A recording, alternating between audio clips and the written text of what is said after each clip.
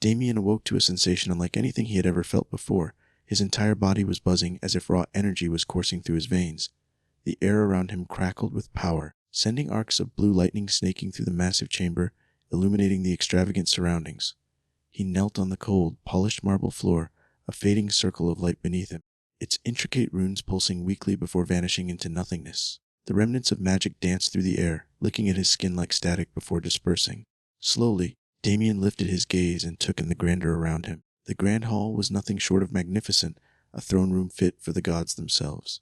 Golden chandeliers adorned with thousands of sparkling gemstones hung from the vaulted ceiling, their glow casting an ethereal radiance over the chamber. Towering marble pillars, inlaid with veins of shimmering silver, lined the room, their tops sculpted into roaring lions and mighty dragons.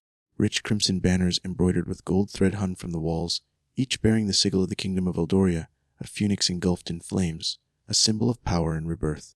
At the far end of the hall sat the royal family, surrounded by their most trusted nobles and high-ranking officials.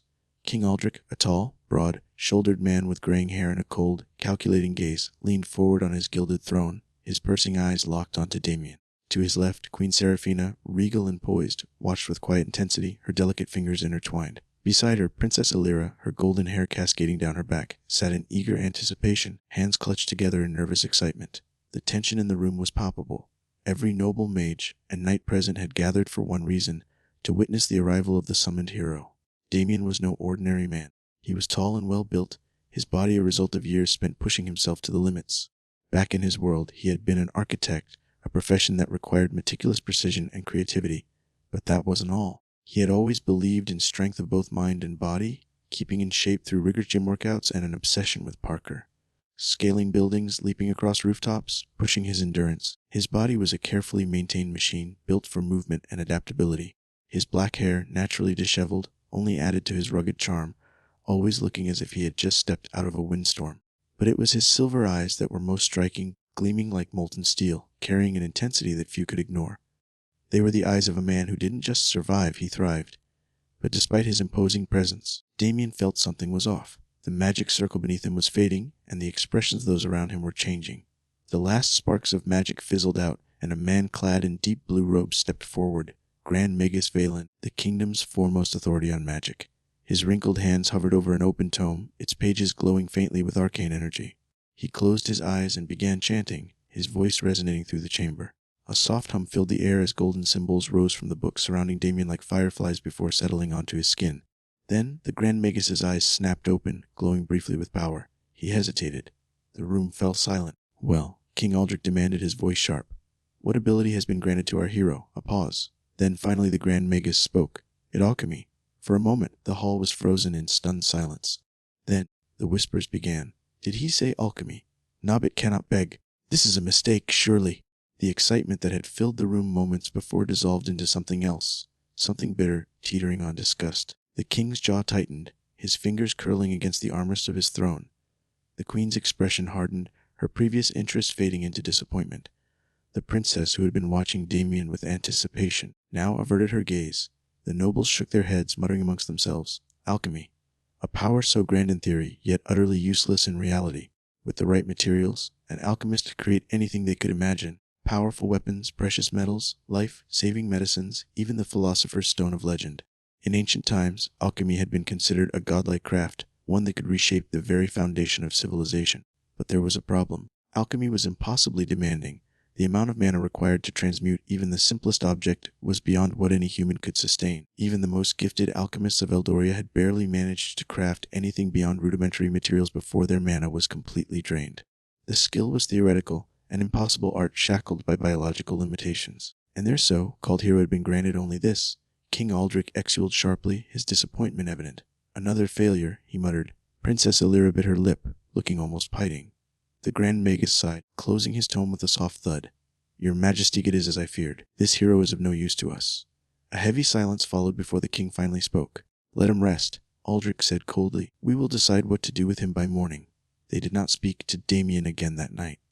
Instead, behind his back, the whispers continued. "He's of no value. Keeping him here would be a waste of resources.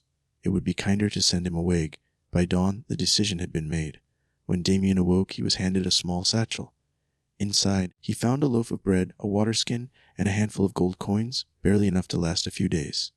"Your summoning was an unfortunate mistake," a knight said, his tone devoid of sympathy.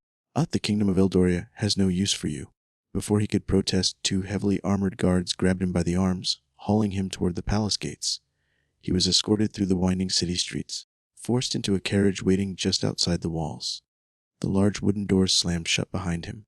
The wheels creaked as the carriage lurched forward, carrying him away from the only civilization he knew in this world. Sitting in silence, Damian overheard the low voices of the two men driving.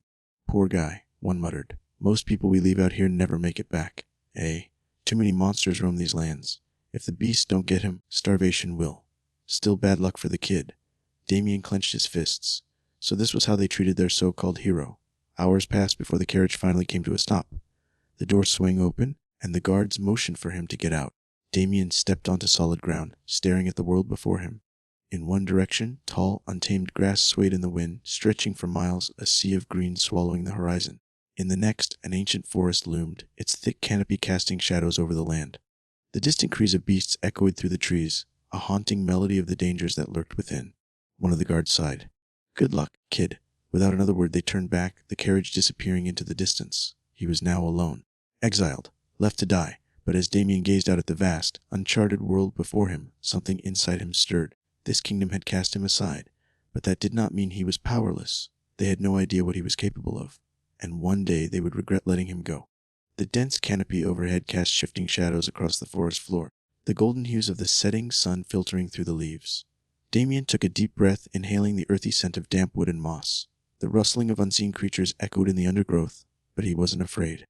If anything, the challenge ahead only fueled his determination. The rations he had been given wouldn't last long. He needed a stable food source, and the forest could provide both shelter and sustenance if he was smart about it. Traversing the uneven terrain, he navigated fallen logs, slippery rocks, and gnarled tree roots with practiced ease. His years of parkour training allowed him to move swiftly and efficiently, vaulting over obstacles, scaling low branches, and avoiding unnecessary noise. He stayed light on his feet, relying on balance and agility rather than brute force. The wilderness would test him, but he would adapt. After a few hours of travel, his stomach growled in protest. He settled near the base of a large tree and carefully rationed his food, chewing slowly to make it last. He needed to stretch what little he had until he could find a better source of nourishment. Pushing onward, he followed the subtle sound of flowing water, hoping it would lead to something useful. As the trees parted, he stumbled upon a breathtaking sight, a mystical lake, its surface crystal clear and airily still, reflecting the twilight sky. Vibrant purple and blue flowers bloomed around the water's edge, and tiny glowing insects flitted above its surface. A gentle stream fed in the lake, a natural lifeline for the creatures of this forest. This was the perfect spot. Climbing a tree with practiced ease, he perched himself on a sturdy branch overlooking the lake, scanning for danger. If the documentaries he had watched were correct, this was where animals would come to drink. It was a perfect opportunity, but also a potential risk. For an hour, he watched. No monsters, no large predators, only the occasional small animals darting to the underbrush and fish gliding beneath the water surface. He climbed back down and got to work. Using thin twigs and sturdy vines, he crafted rudimentary snares and carefully placed them near small game trails. Then, after selecting a strong branch, he used more vines to fashion a crude bow, sharpening wooden shafts against a stone to make primitive arrows. It was far from perfect, but it would have to do. The first hunt, his patience was tested over the next few hours as he tried to spear fish in the lake, the reflection of the water making the task frustratingly difficult. But he was persistent, adapting his aim until finally success. 2 fish. A small victory, but a victory nonetheless. He descaled and gutted them with sharp, edged stones before cooking them over a carefully concealed fire. The scent of sizzling fish filled the air, tempting his hunger, but he resisted the urge to linger. The last thing he needed was to draw attention. As soon as the meal was ready, he put the fire out and climbed back up the tree to eat. Secure in his perch, exhaustion overtook him, and he drifted into a deep, dreamless sleep. By morning, one of his traps had caught something. A small, rabbit-like creature with elongated ears and a single horn struggled against the vines. Its eyes glowed faintly, hinting at some magical nature. He ended its suffering quickly and prepared the meat for cooking. With food secured for the day, Damian finally had time to test something that had been nagging at him since his exile, alchemy. Sitting cross-legged near the lake, Damian focused. He had no formal knowledge of how alchemy worked, only the instincts pulling at him like a whisper in the back of his mind. He placed his hands on the rough vines he had gathered, concentrating on their structure, their composition. He willed them to change, to become something stronger. A faint golden glow enveloped his hands, and suddenly the vines disintegrated into shimmering particles, swirling around him in an elegant dance before reforming in his palm. When the light faded, a thicker, more durable rope lay in his hands, woven with the perfect tension and flexibility. Damian's heart pounded in his chest. He had done it. The excitement was short-lived. A wave of exhaustion washed over him, leaving him dizzy and gasping for air. The world blurred for a moment before stabilizing. So this was the limitation they had spoken of. Alchemy consumed his mana at an absurd rate, but when he ate the cooked rabbit, something strange happened. He felt refreshed, stronger. His mana returned faster than before, the sensation almost addictive. An idea formed. What if his mana pool could grow? The days bled into one another, each one marked by grueling effort and slow, undeniable progress. Damian's life became a relentless cycle of pushing his limits, breaking through them, and pushing further still. At dawn, he woke to the soft chirping of unseen birds, his body itching from the previous day's exertions. He would stretch, flexing his growing muscles, feeling the newfound strength in his limbs. His once lean frame hardened with each passing day, his endurance growing as he hunted, fought, and refined his skills. He started small, perfecting his crude weapons. The bow he had first crafted was laughable, barely capable of firing an arrow straight. But through alchemy, he changed that. He gathered flexible but strong wood from deep within the forest, fusing the fibers together until it became denser, sturdier. The bowstring, once made from simple vines, was reforged from silken threads of an oversized spitier's web he had stumbled upon in the upper branches of an ancient tree. The moment he pulled the string back and felt its tautness, he knew this was a weapon that could kill. His arrows underwent a similar transformation. He shaped their shafts from straight, lightweight branches, reinforcing them so they wouldn't splinter upon impact.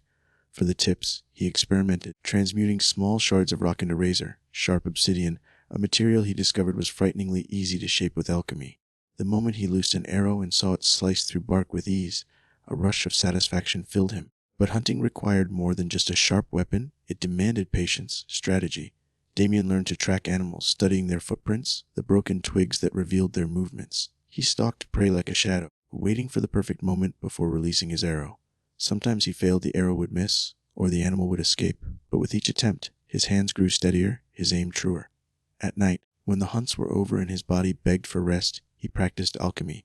He sat by the dying embers of his fire, closing his eyes, feeling the energy coursing through him. With each successful transmutation, he felt the pool of exhaustion, the drain that left him gasping for breath, but he refused to stop. He forced himself to create simple objects at first: rope, sharpened sticks, small knives. Then he moved on to something more complex. He purified water, stripping away impurities with a thought. He reforged a broken dagger he had found discarded in the woods, watching in awe as the metal bent to his will, its cracked edges sealing as if it had never been damaged. The more he used his alchemy, the more he realized a simple but profound truth. His mana pool was growing. Each time he exhausted himself, each time he pushed his limits until his vision blurred, his body responded. His mana replenished faster, and when it did, it felt more vast, more powerful. It was like a muscle being stretched beyond its limit, only to rebuild stronger. And Damian pushed. And again. By the end of the month, he was no longer the same man who had stumbled into the forest, desperate and uncertain. His body was a weapon, honed and sharpened through survival. His alchemy was no longer just a tool, it was an extension of himself, bending the laws of nature to his will. And he wasn't done yet. Damian stood in the heart of his clearing, staring at the pile of stone, and what he had gathered throughout the past few days. The time had come to test the full extent of his abilities. He closed his eyes and reached out. The raw materials trembled, their essence unraveling into golden dust. He felt them dissolve, not into nothingness, but into something malleable, waiting for his command. He pictured what he wanted, not just a crude shelter, not a simple lean-to, but something more. The golden aura around him flared, whipping the leaves around his feet into a frenzy. The dust swirled, twisting and coalescing, taking shape before his very eyes. A foundation formed first, solid stone melding together into a smooth, leveled floor. Thick walls of reinforced wood and clay rose up, each plank fitting seamlessly against the other, their surfaces polished to perfection. He envisioned metal reinforcements, and the transmutation obeyed. Then steel rods moved through the structure, strengthening its integrity. The roof followed, a sloping design made of hardened, water-resistant wood perfectly angled to allow rain to slide off. He even added carved supports, ensuring it would withstand storms.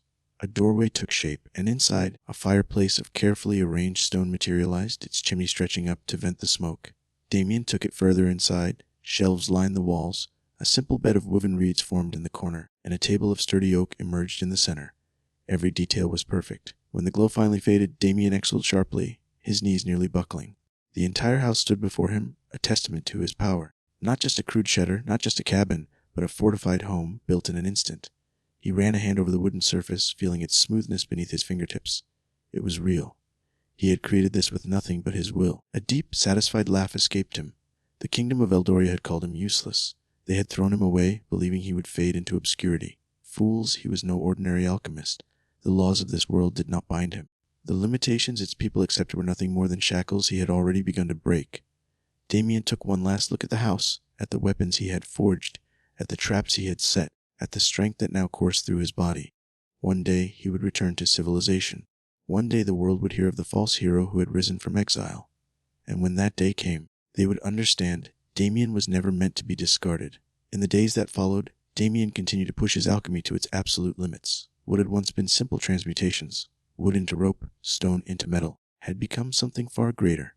Now he had begun to tap into the very earth beneath his feet, drawing from the minerals themselves to forge weapons that defied anything this world had ever seen. He knelt on the forest floor, pressing his palm against the damp soil.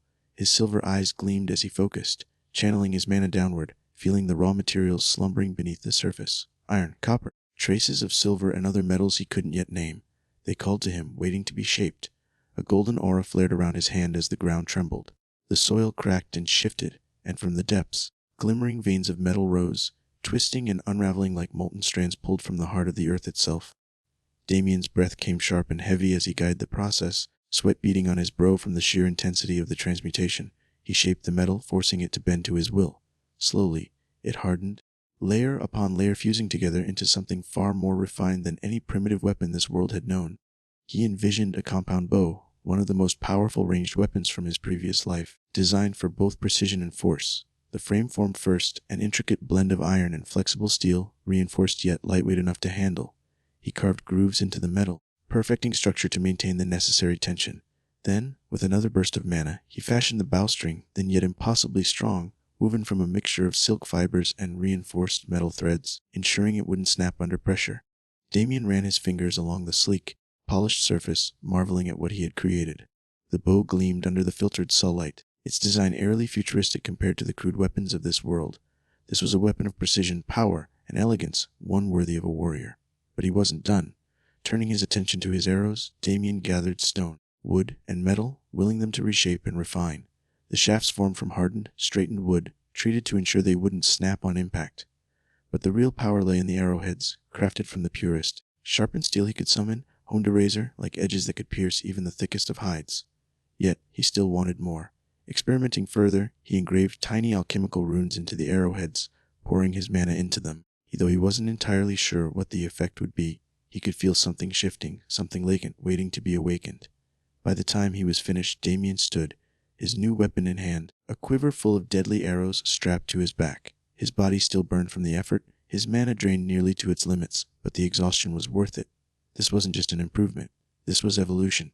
Every struggle, every push beyond his limits made him faster, stronger, and more dangerous. And soon the world would learn that an alchemist could be far more than just a craftsman.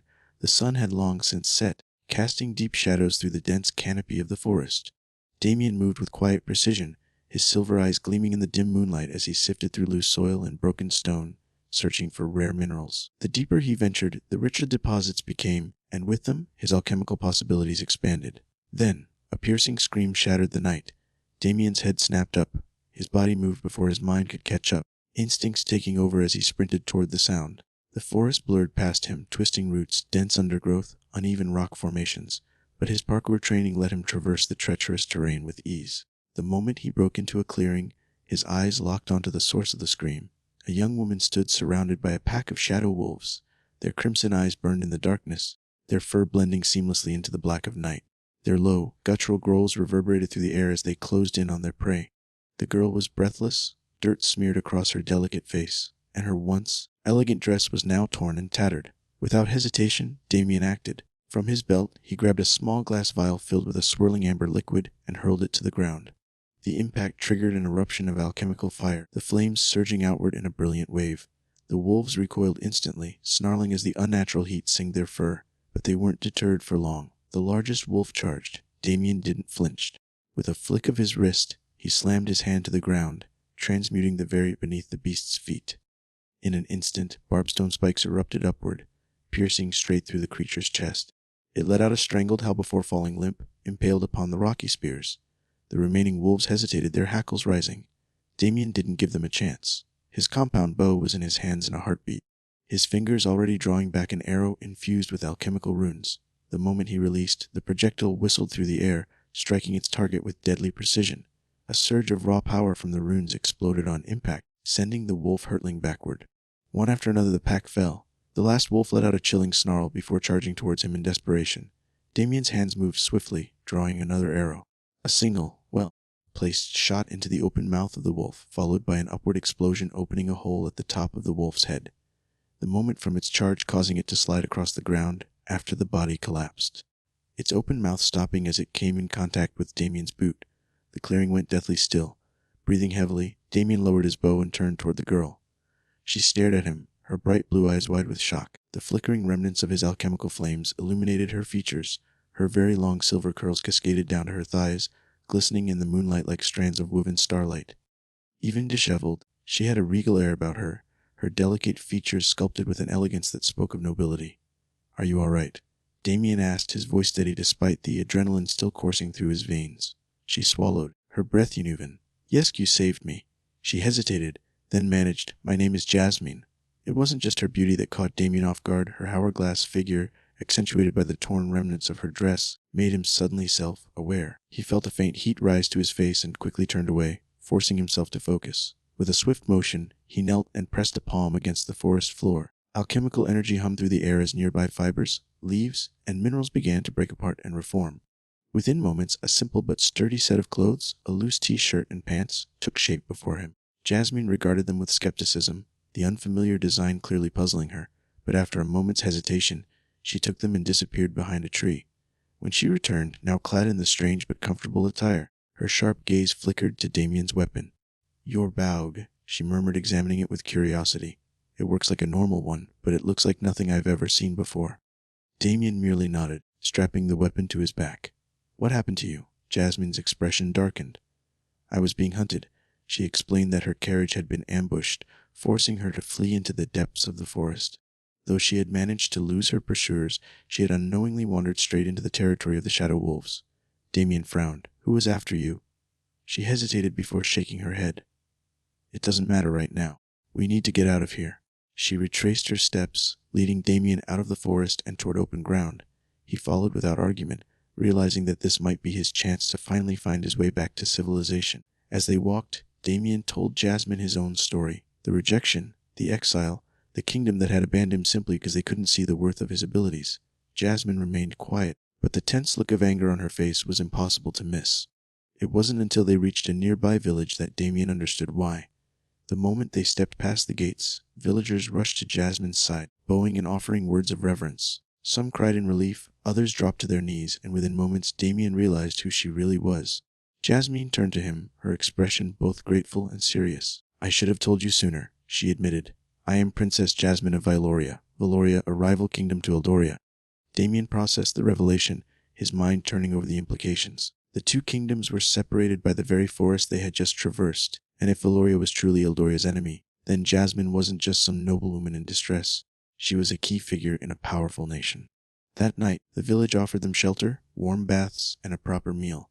Jasmine mingled easily with the people, proving she wasn't just some distant ruler, she genuinely cared for them. Later, as Damian sat alone, contemplating his next steps, she approached him. "Come with me," she urged. "My kingdom could use someone like you." Damian shook his head. "I won't be controlled by a kingdom again." Jasmine didn't back down. For weeks, Jasmine observed Damian as he continued to hone his craft and utilize his advanced knowledge to help the villagers. His background as an architect and his understanding of more modern earth techniques allowed him to approach every problem with an ingenuity that was beyond what the villagers had ever seen before. His alchemical abilities only further amplified his creativity, enabling him to construct and refine items that were previously unimaginable in this world. When Damian first arrived, the village's houses were built in a rudimentary fashion with thick timber walls and thatched roofs. They were functional, but nothing compared to the structural integrity and design efficiency he knew was possible. Drawing on his architectural training, he began to reinforce the foundations of the buildings, using alchemy to transmute the earth beneath them into a solid base. But what struck the villagers was not just the improvements to their homes, but the precision with which Damian worked. He used his knowledge of structural design to optimize their space, suggesting ways to build more efficient homes that made better use of the land without sacrificing comfort or utility. However, the true marvel came when he worked on the roofs and walls. While the villagers were used to thatch, Damian transmuted materials from the earth and enhanced them into sturdier, more weather-resistant materials. These changes made their homes safer and more durable, and the villagers were amazed by how their houses were not only more robust but also far more well-organized than before. While working on a series of blueprints to rework the village's layout, Damian took a step further in his innovation. The villagers had parchment, but it was thick and coarse, nothing like the fine, refined paper from his world. In one of his many workshops, he used alchemy to transmute natural fibers from trees into thin, smoother sheets of parchment, far more flexible and easier to write on than anything they had seen. He then made charcoal sticks from the wood of the local trees and used those to sketch out designs, something that no one in the village had ever seen before. The villagers had heard of scrolls and manuscripts, but the clarity and precision of his drawings were revolutionary. These new designs allowed them to visualize the changes he had in mind, something that had never been possible with their previous methods of communication. One of the most crucial improvements Damian made was in the village's water system, which had been woefully inefficient. The villagers had to rely on a nearby river and wells for water, but the system was rudimentary and often led to shortages during the dry seasons. Damian decided to rework the irrigation and distribution systems, drawing on his understanding of plumbing and hydraulics.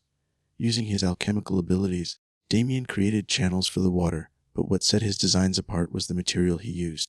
While the villagers had relied on wooden troughs and stone channels, Damian transmuted minerals from the earth into smooth, durable pipes. He designed the irrigation system so that it could be maintained more easily, ensuring that the water flowed steadily to the fields without much intervention. The new channels were self-repairing in the sense that any cracks or leaks would naturally heal over time, a design that the villagers had never even dreamed of. To help the villagers understand how the system would work, Damian used his new parchment to create simple blueprints, drawing maps of where each pipe would go, how the water would be divided, and how they would maintain the system. The villagers had never seen anything like this. They had always relied on oral instructions or crude markings in the dirt. The idea of detailed planning and visualizing the future was a complete shift in their thinking. Damian's skills weren't limited to construction and design. He also had a gift for improving everyday tools. The blacksmith's tools, for example, were functional but crude. Damian took one look at the hammer, plow, and sickles and knew he could improve them. He used alchemy to sharpen edges, harden metal, and even imbue the tools with qualities that would make them last longer and work better. For example, his improvements to the plows meant that the farmers could now work their fields with far less effort, as the tools were lighter and easier to maneuver. He also crafted new toolagers that they'd never seen before, such as a small, compact trowel for more precise work or a set of measuring tools for builders. These tools, combined with his knowledge of architecture, allowed the villagers to work more efficiently and make their tasks easier. He also used alchemy to shrink and smooth the materials, allowing him to craft fine metal alloys that were both lightweight and incredibly strong. Damian didn't just work in isolation. He made sure to teach the villagers as he worked. While he crafted new tools or redesigned a house, he explained his thought process and the reasoning behind his designs. He taught them how to think about problems in new ways, encouraging them to move beyond just basic survival and into the realm of innovation. This was especially true when he worked with the blacksmiths.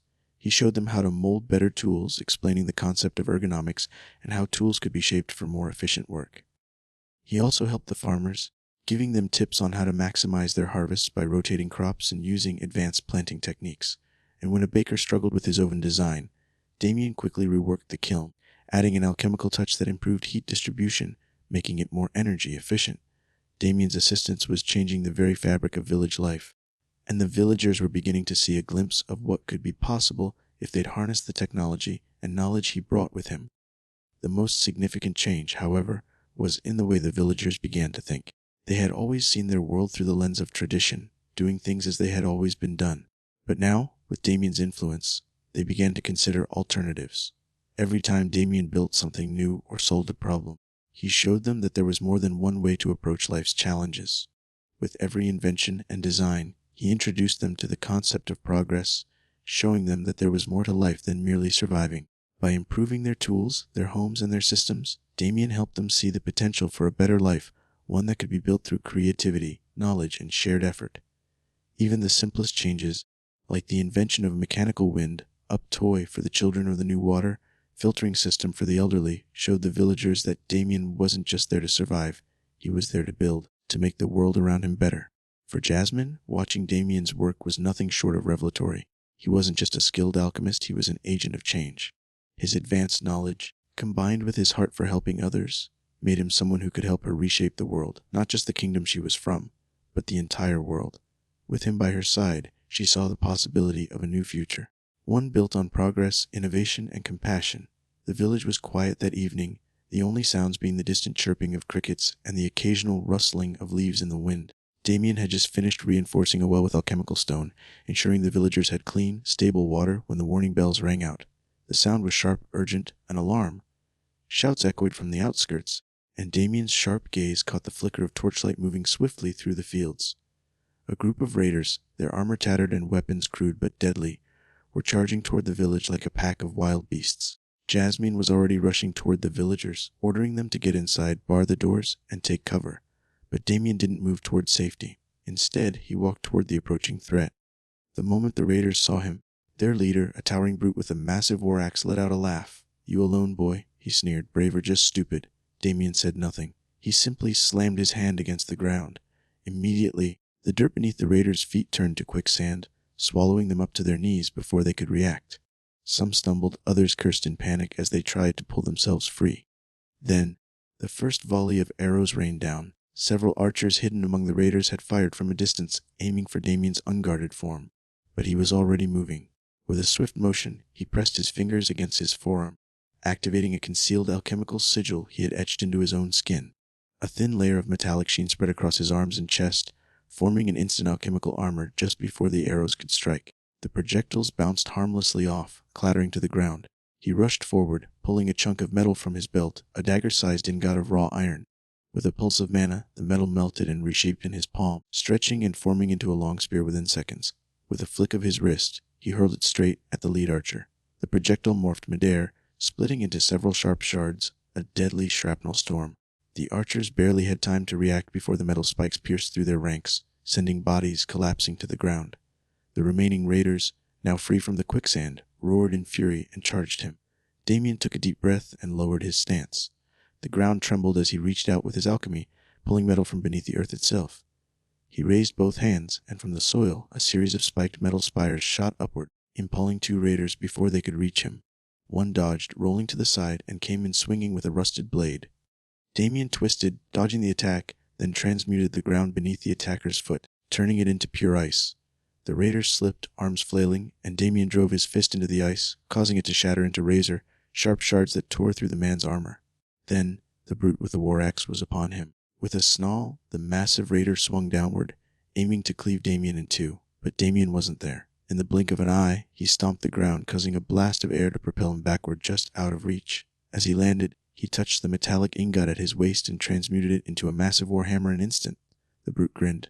"Now we're talking." He charged, again swinging his axe in a wide arc. Damian ducked under the blade, then slammed his warhammer into the earth. The ground buckled and exploded, sending a shockwave outward that knocked the remaining raiders off their feet. The brute staggered, momentarily stunned, and Damian seized his chance. He touched the brute's armor and transmuted it. The iron plating turned to solid stone, doubling its weight in seconds. The raider's eyes went wide as his own armor dragged him down, crushing him beneath its sudden heaviness. Struggling, he roared in fury, trying to lift himself, but Damian calmly placed a foot on his chest. "Brave or just stupid?" Damian asked coldly, echoing the raider's own words. Then, with one last surge of alchemical energy, he fused the man's armor to the earth itself, pinning him permanently to the ground. The rest of the raiders, now leaderless and terrified, fled into the night. The village was safe. As Damian exhaled, the glow of his alchemical transmutations faded. He turned, locking eyes with Jasmine, who had been watching the entire battle from a distance. She wasn't just impressed, she was in awe. That night, as the villagers celebrated their survival, Jasmine sat beside him once more. "You didn't hesitate," she murmured. "You fought for them without a second thought." Damian simply stared at the fire. "They needed help," Jasmine smiled. "Valoria needs help too. You don't have to be controlled," she told him softly. "But if you come to Valoria, you could change the world with your alchemy." Damian remained silent, for the first time considering the idea. Sensing his hesitation, Jasmine pressed on. "You would be free. I'd make sure of it. No orders, no titles, no obligations. Just a place where you could create, explore, and thrive. Damian exhaled slowly. Finally, he relented. I won't be a servant to a kingdom, his silver eyes burning with determination. Jasmine smiled. Then don't be. And so, Damian chose to walk a new path. Not as an outcast, not as a tool, but as a force that could reshape the very foundations of the world. The journey back to Vyloria was nothing like what Jasmine had imagined. As they entered the capital city, she felt a strange mix of relief and tension.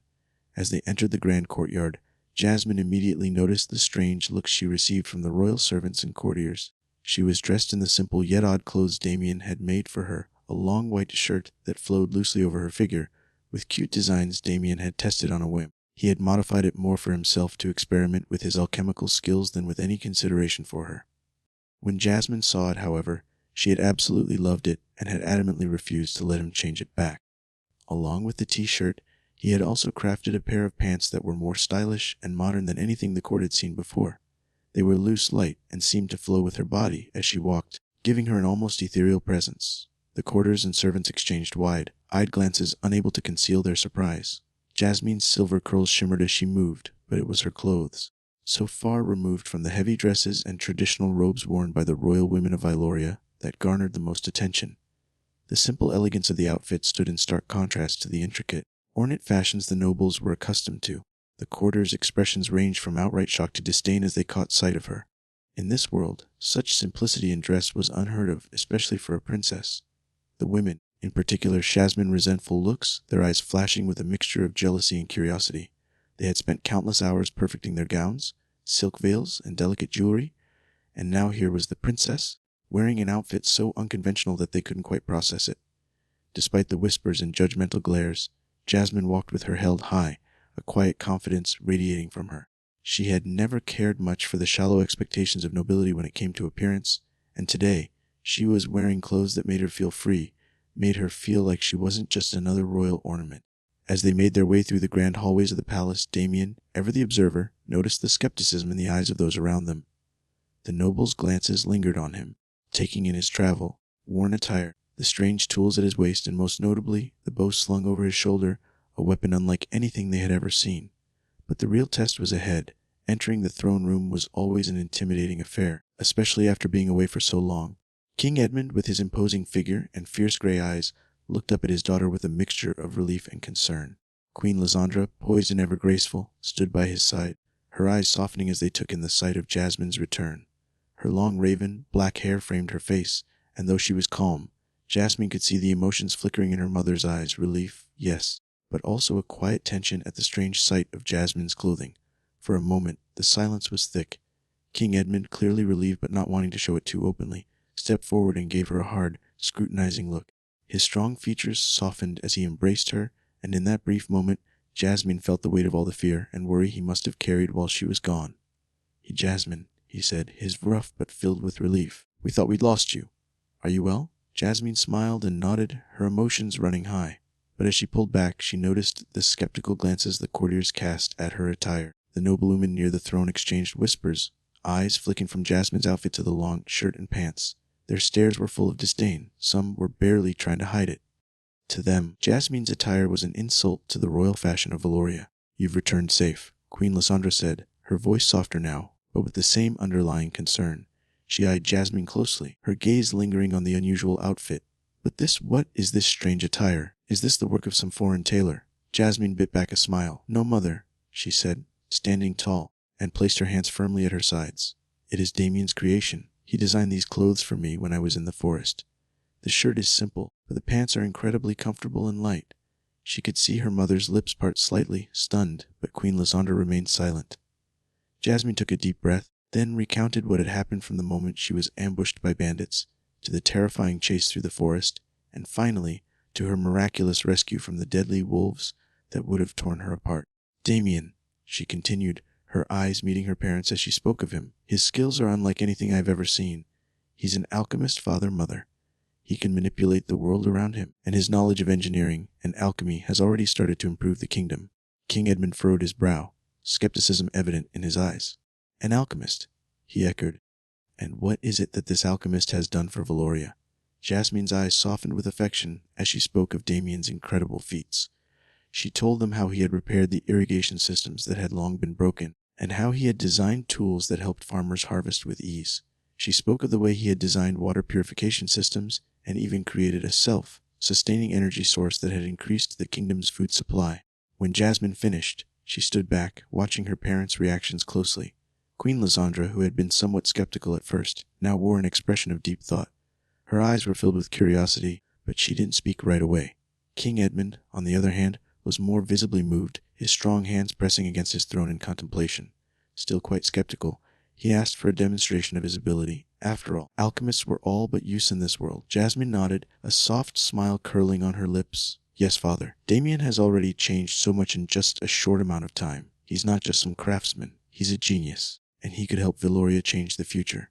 Show them what you can, Damian, Jasmine said, turning to him with a hint of a smile.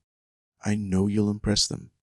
Damian stepped forward, his mind already calculating the possibilities. With a wave of his hand, he transmuted the stone floor beneath his feet, turning it into a flawless surface of polished marble. The transformation was instantaneous and flawless. The courtiers gasped in surprise, their eyes widening as the once ordinary stone transformed into something elegant and refined. But that was not enough. With a subtle gesture, Damian reached in his bag of alchemical supplies and produced a small, intricate device, a machine unlike anything the kingdom had ever seen. As he powered it on, the contraption began to move on its own, gears turning and light emanating from within. It was a clockwork device, but it hummed with an energy that felt strangely advanced. King Edmund's eyebrows shot up. This is a machine, he asked, his voice a mix of awe and disbelief. Damian gave a simple nod. Yes, a small demonstration of what I can create. He paused, letting the machine continue its delicate movements.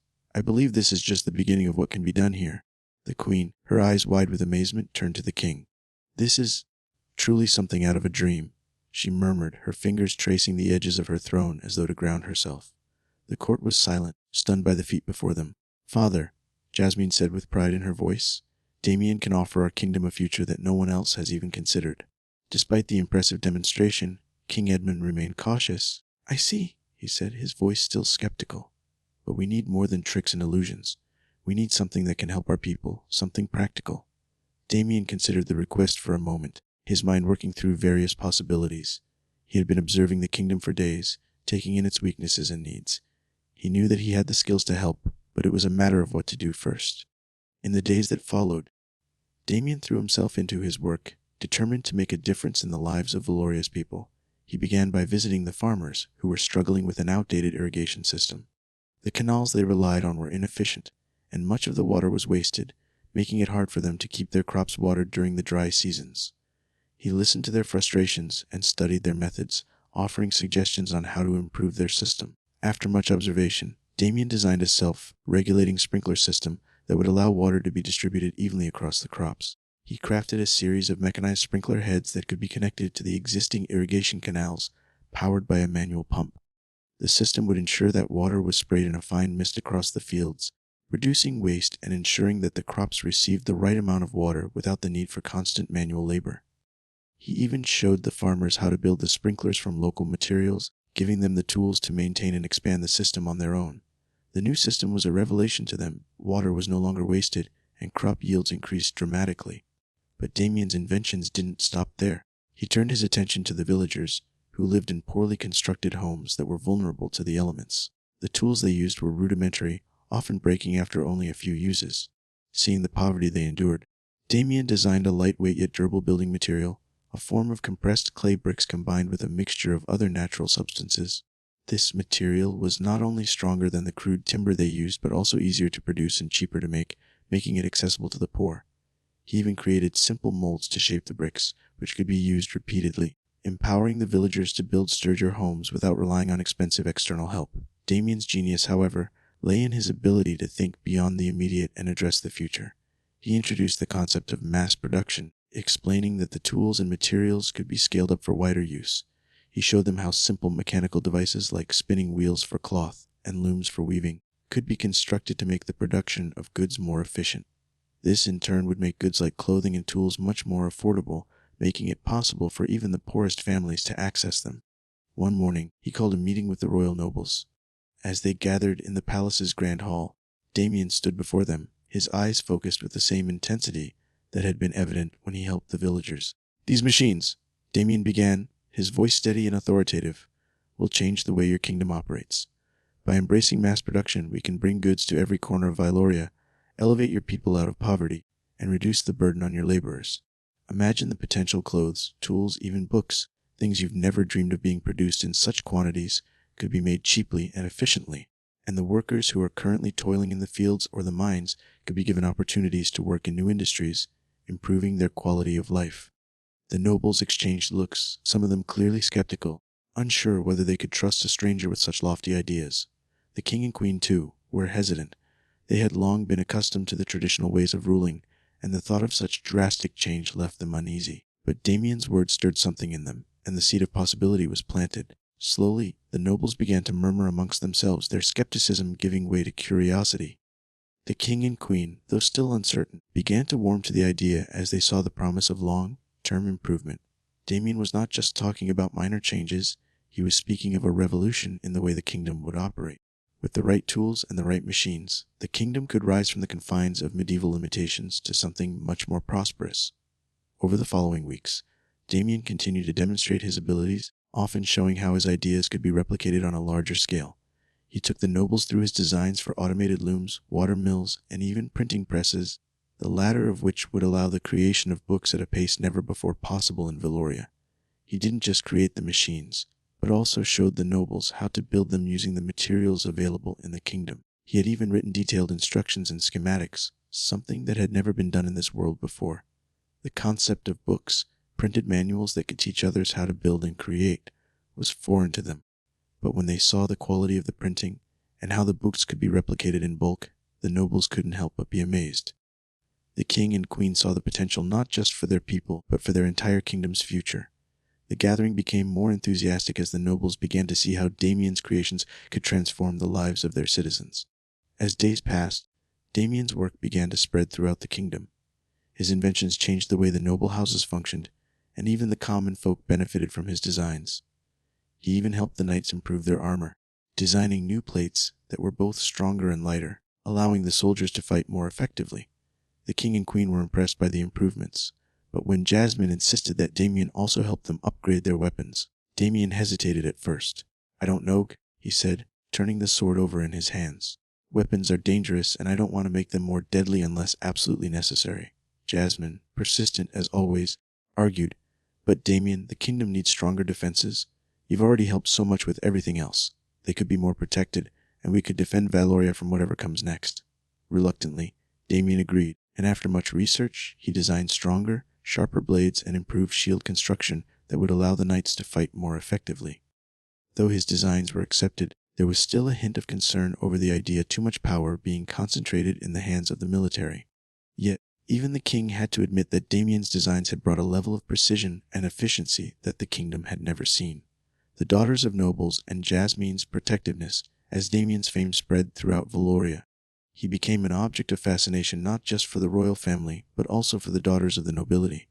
They had seen his extraordinary talents firsthand, the way he worked magic with his alchemical skills. It wasn't long before these young women, who had lived sheltered lives of luxury, began to show an interest in him, an interest that went beyond admiration.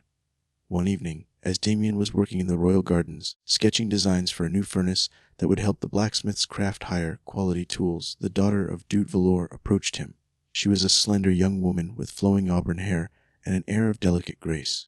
But as she spoke to him, there was a calculating gleam in her eyes. "Damian," she said, her voice soft but laced with flirtation, "I've been hearing so much about your work, about how you've been helping the kingdom. You truly have a gift. I was wondering if you might allow me to see some of your inventions." Up close, Damian, ever the professional, nodded without raising his gaze from his blueprints. "I'd be happy to show you my progress once I have something ready to present." His tone was polite but distant, focused on the task at hand. The young noblewoman's lips curved into a smile, and she took a step closer, her voice dropping to a near whisper. "Perhaps you'd like some company while you work, Damian. I could keep you company while you finish your designs. I'm sure we could help each other."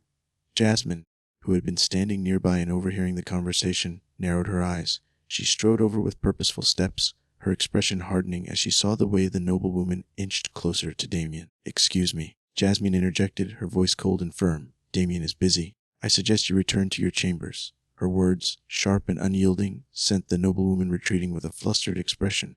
Jasmine's eyes burned with intensity as she watched the noblewoman leave, her hands clenched into fists. She didn't speak to Damian right away, but the tension in the air was palpable. She turned to face him with a glare that could melt stone.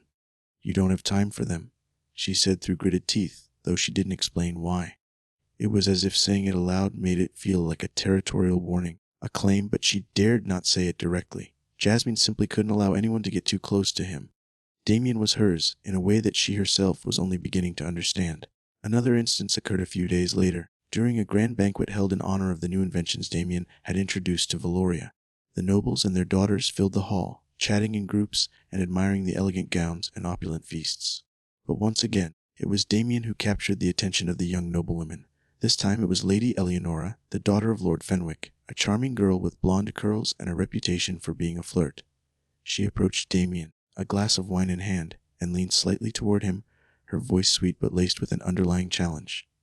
"Damian," she said, "you've certainly caught the attention of the kingdom. I do believe we could do great things together, perhaps in more ways than one." She reached out, brushing her fingers lightly against his arm in what was clearly a deliberate attempt to get his attention. Her eyes glittered with mischief, daring him to react. Before Damian could respond, Jasmine appeared at his side, a dark cloud of protectiveness hanging over her.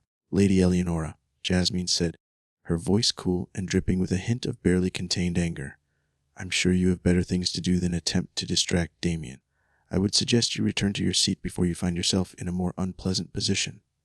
The nobly born lady blinked, startled by the sharpness in Jasmine's tone. There was no mistaking the intensity in her eyes, the unmistakable territorial look. With a huff, Lady Eleonora backed away, muttering under her breath as she returned to her seat. Damian glanced at Jasmine, the unspoken understanding between them clear. He didn't comment on the situation. He knew exactly what was happening, though he wasn't sure how to feel about it. Jasmine, however, wasn't done. The last instance happened a few days later, in the gardens once again. This time, Lady Angela, the daughter of Count Delmar, was the one trying to get closer to Damian. She had a reputation for being the most determined of the noblewomen, and was known for her persistence. Her approach was no less subtle than the others, but this time she came prepared. "Damian," she said, smiling sweetly, "I've been wanting to ask you about your work on the new weapons. Perhaps we could meet in private so you can explain everything to me. I'm quite intrigued by your knowledge." Damian hesitated, clearly unsure how to respond. It wasn't that he wasn't polite.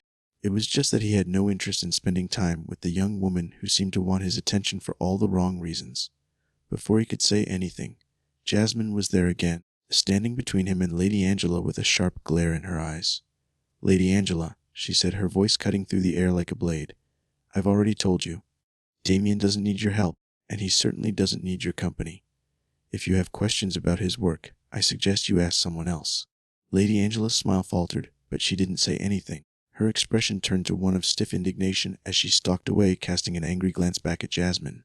Jasmine's protective streak had become clear to all who observed her. She didn't say it, but it was evident. Damian was hers, even if she couldn't yet admit it fully. She watched over him like a hawk, and no one, not even the most prestigious noblewoman in the kingdom, was going to take him away from her. She had already claimed in her own heart, and she would protect that claim at all costs. As Damian's influence in the palace grew, so too did the admiration of the royal family.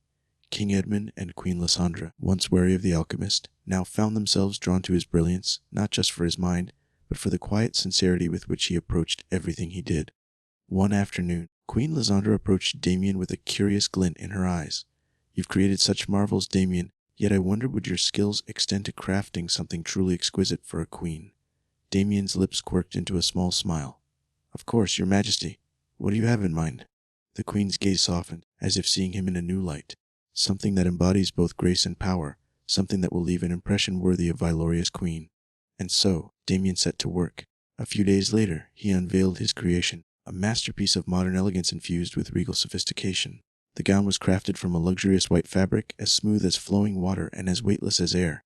The material shimmered subtly, catching the light with every graceful movement, but never in a way that was gaudy. Gold embroidery, delicate yet precise, traced elegant filigree across the bodice and down the sleeves, forming patterns reminiscent of blooming roses entwined with ivy. The high neckline curved gracefully, highlighting the queen's poised stature, while the long, flowing skirt pooled like liquid moonlight at her feet, with sheer panels subtly revealing glimpses of movement beneath.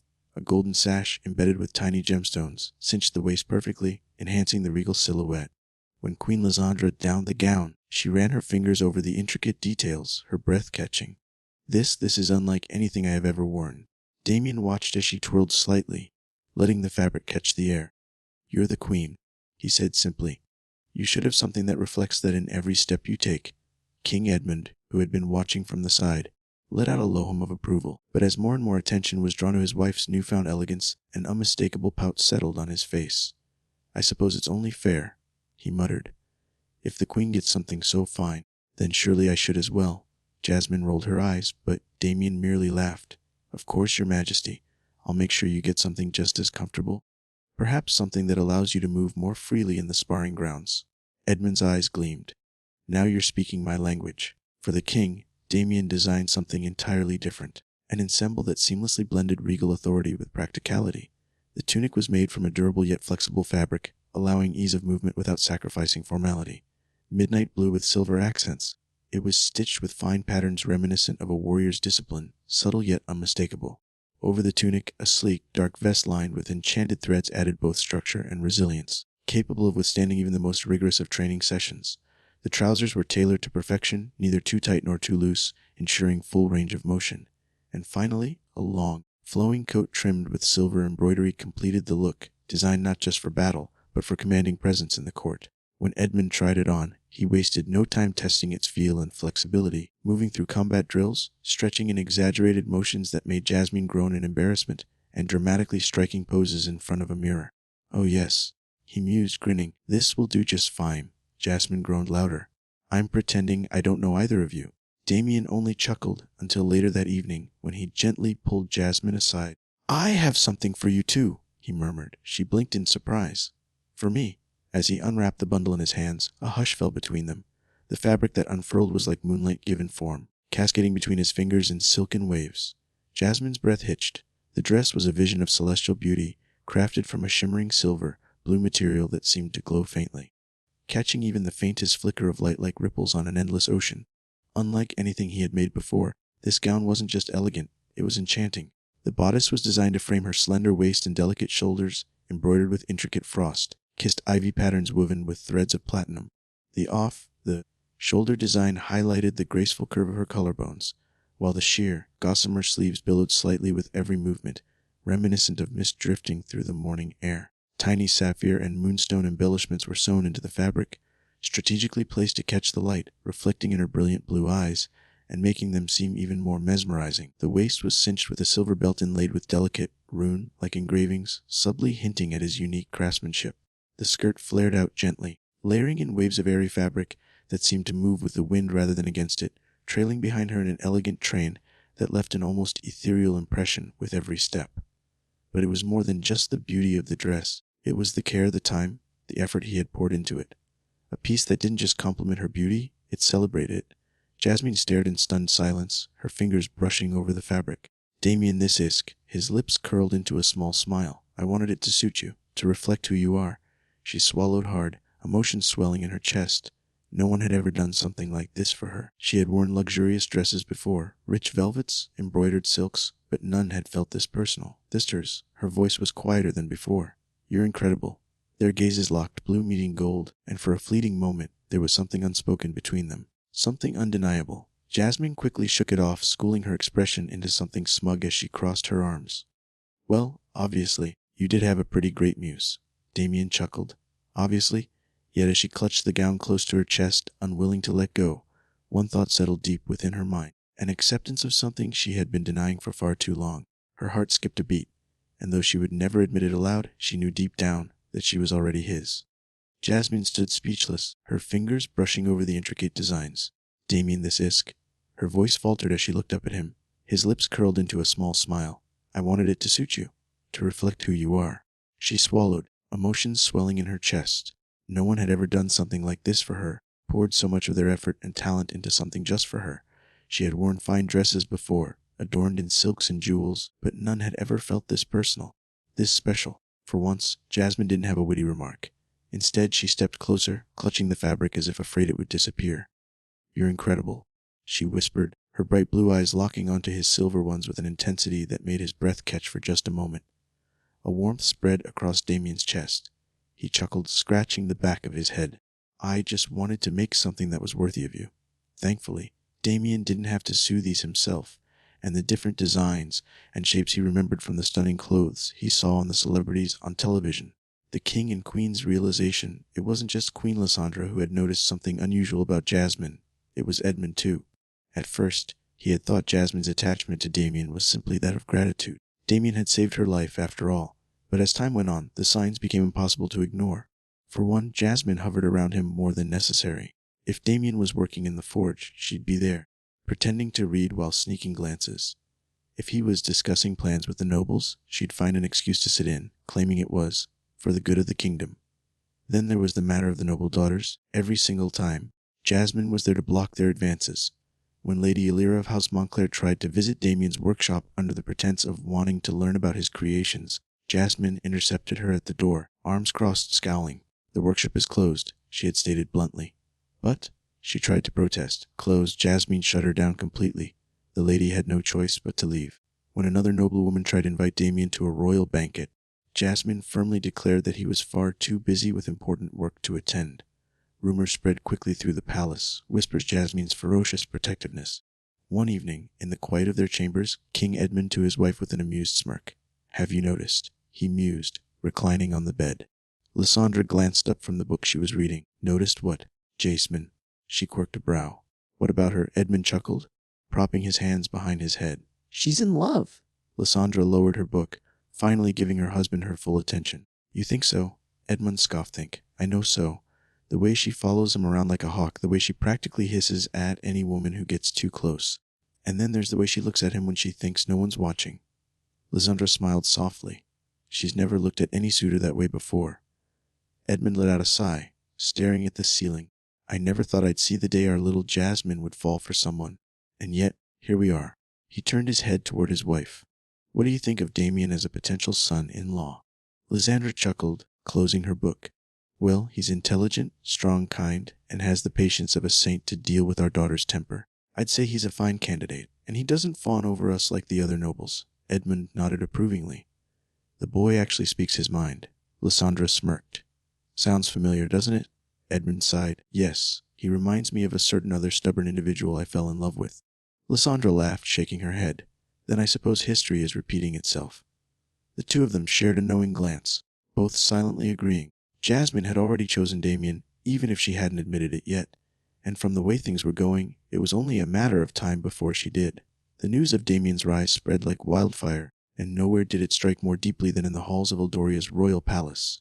King Aldrich sat brooding in his grand throne room, his fingers digging into the gilded armrests, his face twisted in frustration. Queen Seraphina stood beside him, her expression no less troubled, while their daughter Princess Illyra clenched her fists in silent fury. The man they had cast out, the one they had mocked, discarded, and sent to his doom, was now a legend in Valoria. How did we not see it? Seraphina muttered, pacing. We had him in our grasp, and we let him go. King Aldrich's jaw tightened. We didn't let him go. That damned kingdom stole him away. Illyra scoffed, her emerald eyes flashing with bitterness. No, father, we pushed him away. You let the nobles whisper lies in your ear. You exiled him, sent him to the edge of the kingdom, and left him to die. Seraphina's lips pursed, though she did not disagree. And now, thanks to our folly, Valoria has risen beyond anything we could have imagined. They were a kingdom of farmers, of outdated warriors, and now they possess magic-infused weaponry, innovative trade, technology that puts us to shame. All because of him. King Aldrich exhaled sharply, gripping the bridge of his nose. We will get him back. Send envoys, offer him anything he desires. Wealth, land, a title as high as he wishes, he will return. But Damian did not return. His refusal had been cold, absolute. I have something here far greater than any kingdom can offer, Damian had said, his silver eyes unwavering. And though the words were spoken with strength, the way his gaze flickered toward Jasmine for the briefest of moments was noticed by the Vylorian king and queen, who merely exchanged knowing smiles. Jasmine, whose face could barely hide her worry that Damian might, finally inhaled as though she had forgotten to breathe, and her body visibly relaxed. King Aldrich had scowled at the rejection, but the final insult came when his offer of alliance was not only denied but ignored. It was an embarrassment that a king could not tolerate. If he will not return willingly, Aldrich growled, then he will return by force. With Vyloria's refusal, Eldoria declared war. King Aldrich believed that with sheer numbers alone, he would reclaim what was rightfully his. He assembled the largest army Eldoria had ever sent to war, bolstered by elite knights, war mages, and monstrous siege weapons. A force so massive it would trample Valoria into submission. But Damian was ready. Valoria did not stand behind their king in fear. They stood behind Damian, unwavering and unyielding. The people knew what he had done for their kingdom. They had seen his brilliance, his kindness, and his unwavering loyalty to the land that had welcomed him. He had given them prosperity, and now they would follow him into battle without question. Even so, Jasmine was furious. "You don't belong on the battlefield," she snapped at Damian the night before the war began, her arms crossed as she glared at him. "You're not a warrior, you're an innovator. Let the generals handle it." Damian merely smiled, resting a hand on her shoulder. "And what kind of leader would I be if I let others fight a war I started?" Jasmine bit her lip, eyes darkening with frustration.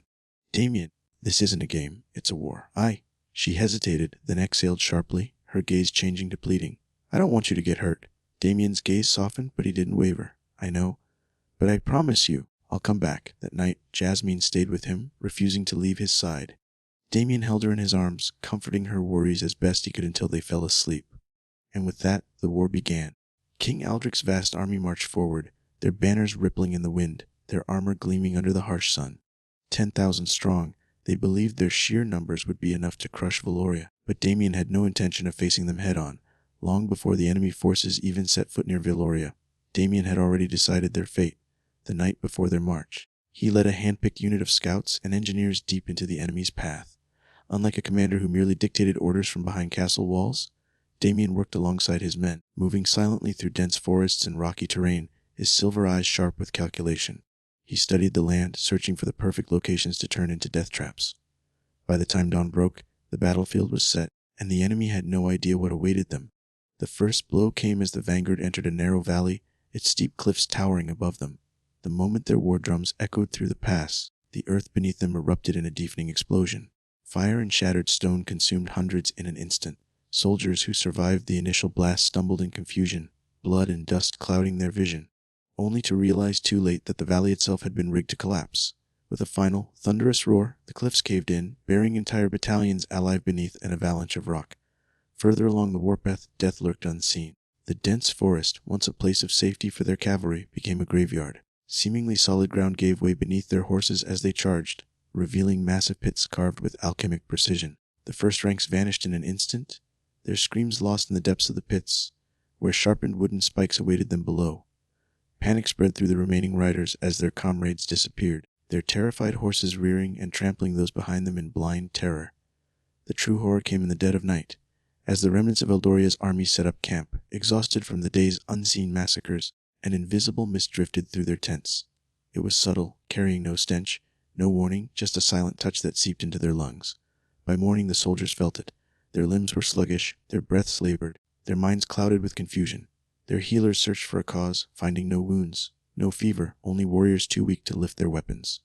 And when the enemy finally stumbled onto the battlefield, they expected a fair fight. Instead, they met a storm of steel and lightning. Damian had ensured that Valoria's soldiers wielded weapons embedded with arcane energy, each blade laced with the power of the storm. The first clash of swords sent bursts of electricity through Eldoria's warriors, jolting their bodies with paralyzing shocks. Shields slipped from numb fingers, swords fell uselessly to the ground. The battle had not even begun, and yet it was already over. By the time King Aldrich's forces reached Valoria's board, his once mighty army had been reduced to less than half. His soldiers, shaken and fearful, whispered among themselves. The enemy they had expected to fight was not one of brute strength, but of terrifying intellect. And worst of all, they had walked straight into his trap. Damian had only just begun. King Aldrich had expected a simple conquest. A march, a siege, a swift victory. He had crushed countless enemies before. Why should Valoria be any different? But when his forces reached the battlefield, what he found was something unlike anything he had ever faced. Valoria's army did not stand in rigid, predictable formations. Instead, they moved like a living, shifting tide, fluid and unpredictable, striking and vanishing before his men could react. It was a technique unlike anything seen in conventional warfare, designed by none other than the man Aldrich had cast aside. Damian had no intention of letting brute force decide the battle. Where Eldoria relied on sheer numbers, he relied on superior tactics and technology. Mobile artillery units outfitted with his advanced mechanisms rained devastation upon the enemy from seemingly impossible angles. The enemy lines collapsed in places where no archers or siege weapons should have been able to reach. Each attack sent shockwaves through Uldric's ranks, creating chaos before they even had a chance to organize. The foot soldiers, believing they had a chance at engaging Valoria's forces in close combat, soon found themselves fighting ghosts. Elite shock squads, armed with blades crackling with lightning, moved through the battlefield with terrifying speed. They struck with deadly precision, cutting through armor as though it were parchment. The moment Eldoria's knights raised their swords for a counterattack, the Valorian warriors vanished into the smoke of war, only to reappear elsewhere, striking again before their enemies could catch their breath. To make matters worse, illusions wove through the battlefield, spreading paranoia and fear. Eldoria's soldiers saw enemies where there were none, slashing at shadows and phantoms that flickered in and out of existence. To the untrained eye, it seemed as if Valoria's forces were endless, an unrelenting tide of warriors that no army could hope to match. Confusion ran rampant through Uldric's ranks, and then at the heart of it all stood Damian. He did not command from the safety of the rear. He was at the front lines, where the battle was at its most vicious. He weaved through the chaos, dodging blades with effortless precision, striking down enemies at a grace that made it look effortless. Every movement was calculated, every command decisive. He was not just leading this battle, he was orchestrating it, turning the entire battlefield into his masterpiece. From the walls of the city, Jasmine watched, her fists clenched tight. The fury she had felt before now twisted into something deeper, more painful. He had no reason to be there. He had already won before the battle had begun. His traps, his ambushes, his inventions had decimated half the enemy's forces before they even reached Valoria. And yet, here he was, fighting in the thick of it, as though this war had not already been sealed in his favor. But as she watched him move, as she saw the unshakable certainty in his every action, the truth dawned upon her, sharp and undeniable. It wasn't anger she felt, it was fear. A fear that gripped her heart and squeezed cold and tight, the fear of losing him. In that moment, everything she had tried to ignore came crashing down. Her admiration, her respect for him, had slowly evolved into something far more profound. Her heart beat faster, painfully so, with the realization that she had fallen for him in a way she could no longer deny. A tear escaped from both eyes, rolling down her cheeks as the thought of him not returning, not coming back to her, made her heart pain more than she had ever known. She clenched her fists harder, her breathing shallow, as the realization nearly consumed her. Suddenly, a hand rested gently on her shoulder. She turned to find her parents, the king and queen, by her side.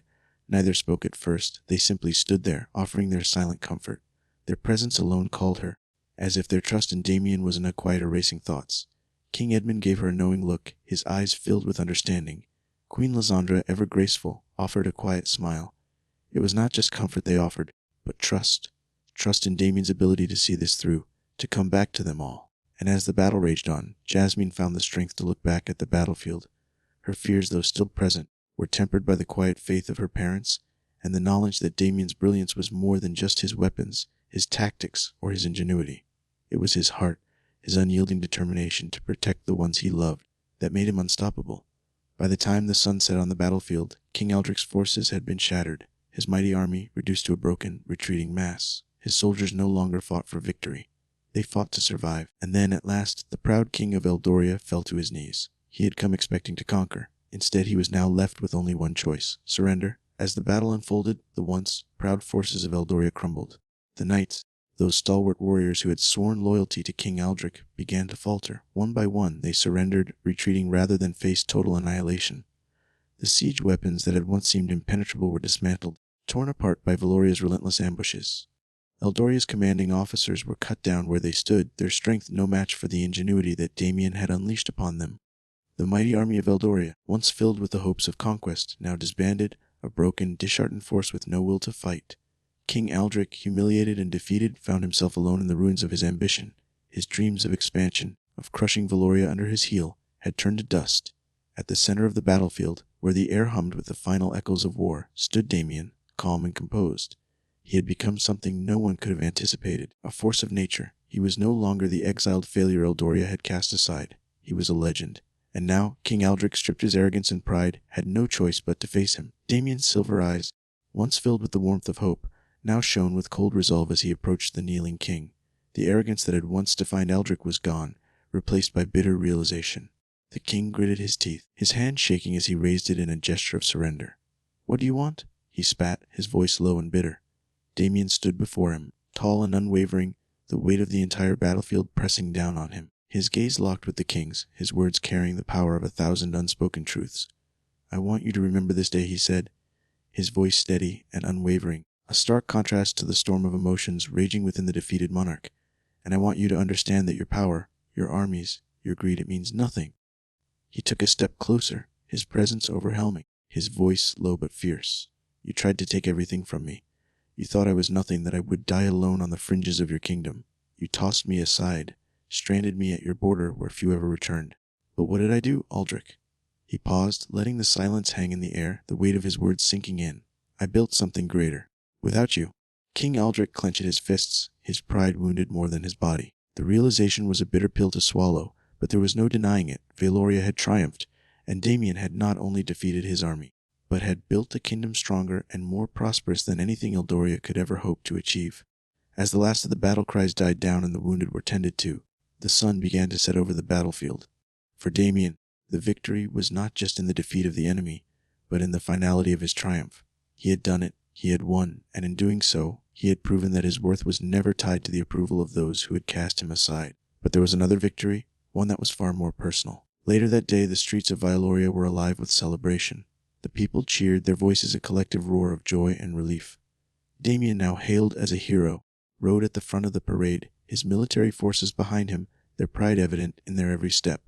The city's gates were flung open, and the victorious soldiers, draped in the spoils of war, marched through the streets, their faces illuminated with the pride of their triumph. But it was Jasmine who drew the attention of the crowd. As Damian's procession passed, the princess, her heart beating faster with every step, suddenly pushed through the masses of people. Without a moment's hesitation, she surged forward, her movements determined and focused. Ignoring her status as princess, ignoring the propriety of royal tradition, she threw herself into his arms. The crowd gasped in astonishment. The king and queen stood at the edge of the procession, stunned by their daughter's boldness. Jasmine, however, paid them no mind. Her arms wrapped tightly around Damian, her heart a whirlwind of emotions. She didn't care about the eyes of the kingdom upon her, only that he was alive, that he had returned victorious, and that, perhaps, something more was unfolding between them. Damian, a bit taken aback at first, didn't hesitate. He lifted her high into the air, his strong arms supporting her as if she were weightless. His voice rang out across the streets, loud and clear, reaching the ears of every citizen in the city. "This victory," he shouted, his tone commanding yet filled with affection, "is for my princess." The word, "my," was lost on most of the crowd, too caught up in the celebration to notice the subtle possessiveness of the declaration. But Jasmine, held up by his arms, heard it clearly, and she felt her heart skip a beat. The word was a quiet promise, a declaration in its own right, and her eyes widened in shock and wonder. As Damian gently lowered her back to the ground, his gaze never left hers. The connection between them was undeniable, an unspoken bond forged through the trials they had endured together. Without another word, he leaned down and kissed her, a soft, lingering kiss that spoke volume. The entire celebration seemed to freeze. The streets grew silent, as if the world itself was holding its breath. Then, as the kiss broke, the crowd erupted into deafening applause. Cheers rang out, louder than the clash of swords or the roar of battle, as the people of Valoria celebrated not just the victory of their kingdom, but the union of two souls destined to be together. Jasmine, still in a daze, looked up at Damian, her heart racing, her mind overwhelmed by the depth of what had just occurred. The kiss, the declaration, the overwhelming sense that her life had just changed forever. She didn't care who saw, who judged. In that moment, there was nothing but him, nothing but their future together. And as the crowd roared, as the celebration reached its peak, Damian stood tall, his heart full of pride, not just in his victory, but in the woman who had become the center of his world.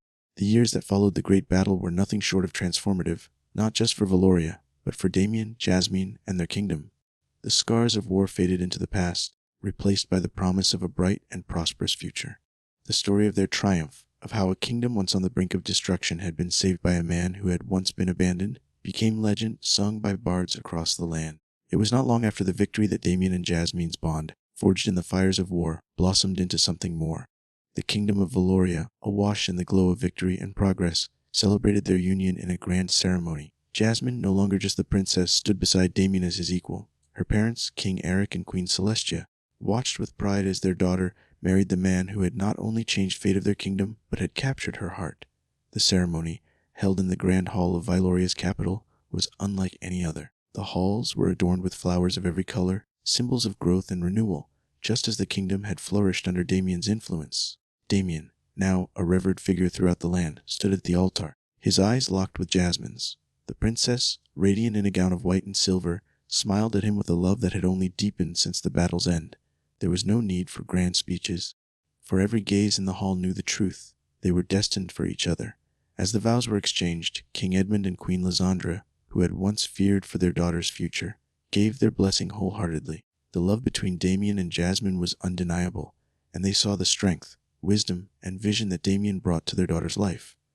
In that moment, they knew their kingdom was in good hands, not just for the present, but for the future. Their marriage marked the beginning of a new era for Valoria. The kingdom, once a small forgotten land, grew into an admired beacon of progress and prosperity.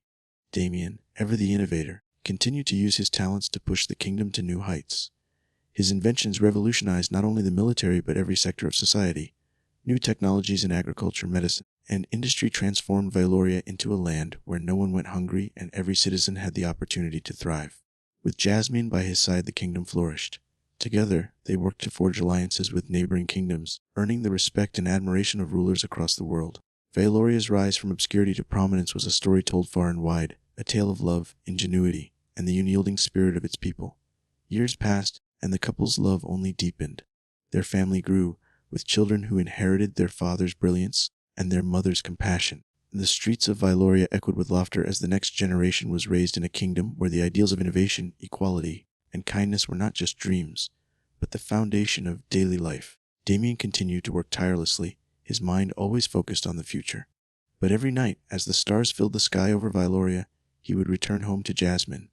Together, they would sit beneath the great oak tree in their garden, watching their children play, and reflect on all they had accomplished and all that was still to come. Through it all, one truth remained: Damian, once cast out and discarded, had not only found his place in the world, he had shaped it. And beside him, Jasmine stood not just as his queen, but as his equal, his partner, and the love of his life. Together, they had built a legacy that would endure for generations. Valoria was no longer just a kingdom. It was a symbol of what could be achieved when love, ingenuity, and determination converged, a kingdom admired by the world, and the heart of a future that belonged to the dreamers, the creators, and the ones who dared to believe in something greater. And thus, the story of Damian and Jasmine continued, a story of love, progress, and a kingdom forever changed by their hands. If you enjoyed the story, why not drop a like and maybe consider subscribing? I plan to upload new and unique stories several times a week.